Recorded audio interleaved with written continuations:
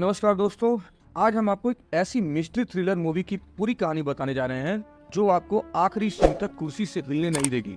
यह कहानी राज, हत्या और एक गहरे सच से जुड़ी हुई है जिसे जानने के बाद आपके होश उड़ जाएंगे। तो बिना किसी देरी के चलिए शुरू करते हैं इस रहस्यमयी कहानी को। फिल्म की शुरुआत एक ऐसे सीन से होती है जिसे देखकर ऐसा लगता है मानो यह किसी पुरानी फिल्म का कोई सीन हो। हम देखते हैं कि एक आदमी औरत की लाश को चटाई में लपेटकर कहीं ले जा रहा है। यह नज़ारा किसी फिल्म के बैकड्रॉप जैसा लगता है, लेकिन असलियत कुछ और ही होती है। कहानी हमें वर्तमान समय में लाती है जहां विवेक नाम का एक पुलिस ऑफिसर एक पुराने केस की जांच कर रहा होता है। उसे कुछ ऐसी बातें पता चलती हैं जो इस केस को और भी पेचीदा बना देती है। विवेक की खोजबीन के दौरान उसे एक आदमी मिलता है। पहले तो वह काफी आसानी से हैंडल करने की कोशिश करता है, लेकिन जब वह थोड़ा शक्ति दिखाता है तो वह आदमी एक चौंकाने वाला राज खोल देता है। वह आदमी बताता है कि उसे एक बहुत बड़ा सच पता है और यह सच छुपाने के लिए राजेंद्र नाम का एक व्यक्ति ने उसे पैसे दिए थे। फिर वह खुलासा करता है कि उसने बचपन में ही अपने पिता को राजेंद्र अंकल के साथ मिलकर किसी लड़की की लाश को ठिकाने लगाते हुए देखा था। यानी जो सीन हमने मूवी की शुरुआत में देखा था वही असली सीन था। पहले उसे यह किसी फिल्म का सीन लगा था, लेकिन जब उसने सारी फिल्मों को खंगाल डाला और ऐसा कोई भी सीन नहीं मिला तो उसे समझ आया कि यह कोई फिल्मी सीन नहीं बल्कि एक कड़वी हकीकत थी। उस आदमी के पिता ने उससे सारा सच बताया था और इसके बाद उसने राजेंद्र को ब्लैकमेल करना शुरू कर दिया था। लेकिन कुछ दिनों पहले राजेंद्र की मौत हो चुकी थी। मरने से पहले भी उसने इस सच को उजागर नहीं किया क्योंकि उसके पिता भी अब इस दुनिया में नहीं थे। यह सब सुनने के बाद विवेक तुरंत अपने सीनियर से परमिशन लेकर इस केस की गहराई से जांच शुरू कर देता है। जांच को आगे बढ़ाते हुए विवेक एक सिस्टर स्टेफनी के पास जाता है और वहां से उसे कुछ पुरानी तस्वीरें मिलती हैं। इन्हीं तस्वीरों को गौर से देखने के बाद उसकी नजर एक व्यक्ति पर जाती है जिसका नाम फ्रांसिस होता है। विवेक तुरंत उससे मिलने जाता है और जब वह उससे पूछताछ करता है तो फ्रांसिस पहले झूठ बोलने की कोशिश करता है, लेकिन थोड़ी सख्ती के बाद वह सब कुछ सच उगल देता है। अब कहानी हमें 1985 के दौर में ले जाती है जहां पुष्पम नाम की एक लड़की विसेंट नाम के आदमी को पसंद करने लगती है। विसेंट एक कॉन्वेंट स्कूल में पढ़ाते थे। एक दिन पुष्पम ने विसेंट को डोनेशन के पैसे चुराते हुए देख लिया। वह जब इसका विरोध करने वाली थी तभी विसेंट ने उसे भी कुछ पैसे दे दिए। धीरे धीरे यह रिश्ता दोस्ती में बदल गया और पुष्पम भी चोरी में उसका साथ देने लगी। इसके बाद इन दोनों के साथ एक और आदमी जुड़ जाता है और धीरे धीरे उनका यह छोटा मोटा अपराध एक बड़े अपराध में बदल जाता है।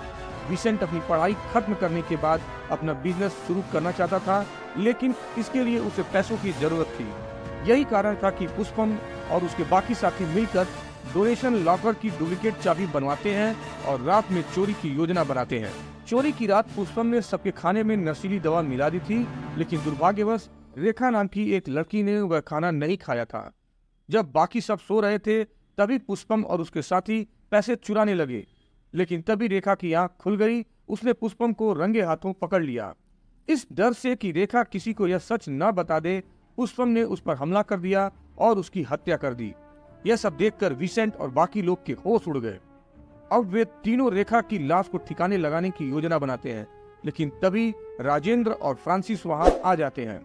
रेखा को मरा देखकर वे दोनों भागने की कोशिश करते हैं, लेकिन विसेंट उन्हें पैसे का लालच देकर रोक लेता है। जब वे रेखा को दफनाने जा रहे होते हैं तभी एक चौंकाने वाली घटना होती है। रेखा अभी भी जिंदा थी, लेकिन कोई भी इस बात पर ध्यान नहीं देता और वे उसे जिंदा ही दफना देते हैं। इसके बाद पुष्पम वहां से गायब हो जाती है और कुछ दिनों बाद विसेंट से शादी कर लेती है। वह अब एलिस के नाम से जानी जाती है और मुंबई में ज्वेलरी का बिजनेस शुरू करती है। सारा सच जानने के बाद विवेक एलिस को एक बुके भेजता है जिसमें एक कार्ड होता है जिस पर उसका पुराना नाम पुष्पम लिखा होता है। यह देखकर विसेंट और एलिस दोनों के होश उड़ जाते हैं। उन्हें समझ आ जाता है कि विवेक उनके सारे राज जान चुका है। डर के मारे एलिस विसेंट से कहती है कि विवेक को रास्ते से हटाना ही होगा। इसके बाद जब विवेक अपनी कार से कहीं जा रहा होता है तभी एक लॉरी उसकी गाड़ी को उड़ा देती है, लेकिन किस्मत से विवेक की जान बच जाती है। अब विवेक आखिरी बार जगदीश नाम के एक फिल्म एक्टर के पास जाता है और रेखा के बारे में पूछता है। धीरे धीरे सारी कड़ियां जुड़ती हैं और विवेक को पता चलता है कि रेखा ममूटी साहब की बहुत बड़ी फैन थी और उसने कई बार उन्हें लेटर लिखे थे। विवेक आखिरकार रेखा की बहन से मिलता है और उसे रेखा की आखिरी निशानी उसकी पायल दिखाता है। एलिस अब जेल नहीं जाना चाहती थी, इसलिए विसेंट से खुद को मारने के लिए कहती है। विसेंट उसकी यह आखिरी ख्वाहिश पूरी करता है और अंत में पुलिस आकर उसे गिरफ्तार कर लेती है। फिल्म का आखिरी सीन हमें दिखाता है कि विवेक रेखा की बहन को ममूटी साहब के साइन की हुई फोटो देता है। उसकी आंखों में आंसू होते हैं और यहीं पर यह रहस्यमयी कहानी खत्म होती है। तो दोस्तों, कैसी लगी आपको यह कहानी, हमें कमेंट में बताइए।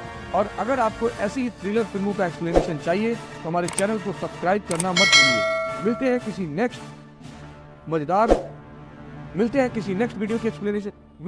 नेक्स्ट मूवी के एक्सप्लेनेशन में। तब तक के लिए दोस्तों, जय हिंद।